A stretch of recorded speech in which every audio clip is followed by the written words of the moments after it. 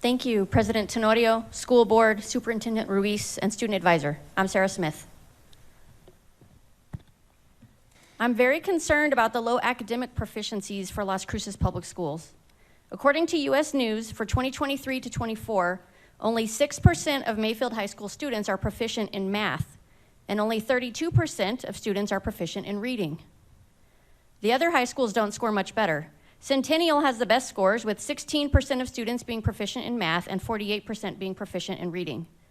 So at the best school in town, we still have over 80% of students not being proficient in math, and over half are not proficient in reading. These kids are not being prepared well for their future lives and careers.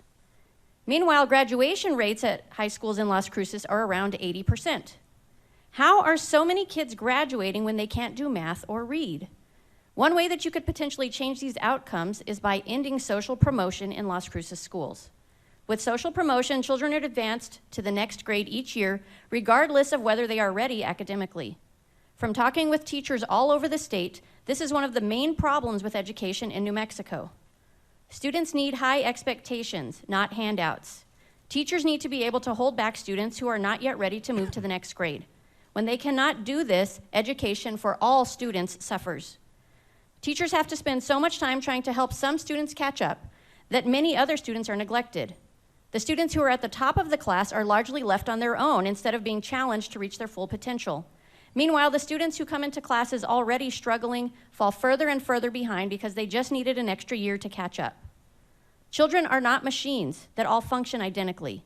It is normal and okay that some students need more time to develop and be ready to move to the next grade. We need to compassionately give these kids the time they need to mature and be ready to learn more. Instead, these children are thrown into the deep end to continue gasping for air with increasingly complex concepts and schoolwork.